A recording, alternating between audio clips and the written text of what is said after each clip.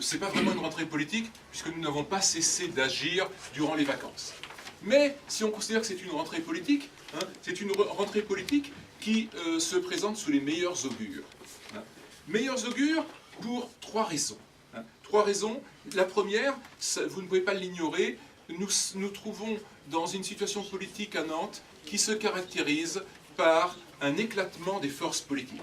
Alors, éclatement des forces politiques à gauche, hein, où vous l'avez remarqué, actuellement nous sommes à trois listes de gauche, Front de gauche, Parti socialiste et écolo, mais surtout éclatement des forces politiques à droite, hein, où actuellement il y a un candidat, quatre candidats pour l'UMP, hein, auxquels il faut adjoindre un candidat pour le MoDem, un candidat pour l'UDI, et c'est tout. Ça en fait donc 6 qui se disputent les voix de la droite.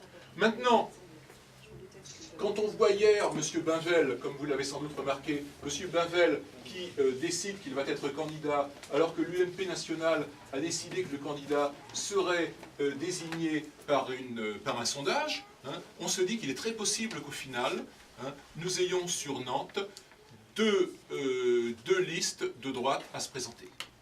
Ça serait pour nous du pain béni, hein, puisque c'est une situation où on est capable d'arriver au moins devant une des listes de la scission de l'UMP.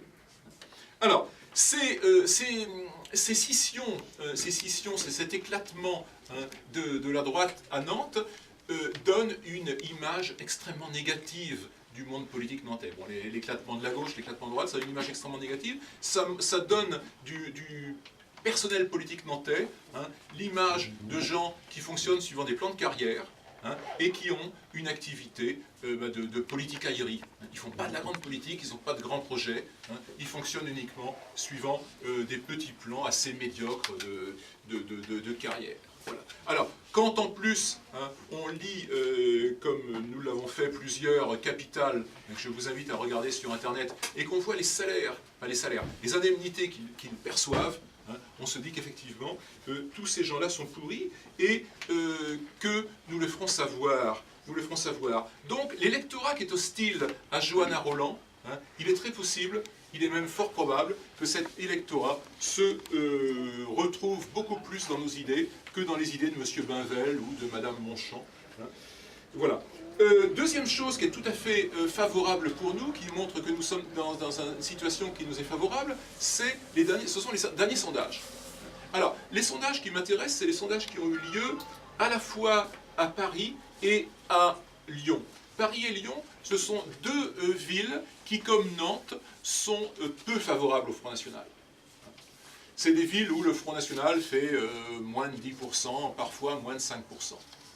Et les deux derniers sondages sur les intentions de vote montrent dans ces deux villes-là des intentions de vote à 2% supérieures à ce que Marine Le Pen a fait au présidentiel. Alors qu'habituellement, à toutes les élections locales, on baisse par rapport aux élections nationales. Là, pour la première fois, à des élections locales, on est en train de gagner des voix. Si on transpose ça, si on transpose la situation de Paris et la situation de Lyon sur Nantes, hein, ce qui est tout à fait possible, puisqu'il n'y a pas de raison que les Nantais réagissent différemment des Parisiens ou des Lyonnais, eh bien ça nous amène au premier tour à plus de 10%. Donc ça nous garantit une arrivée au second tour, ça nous garantit donc des élus.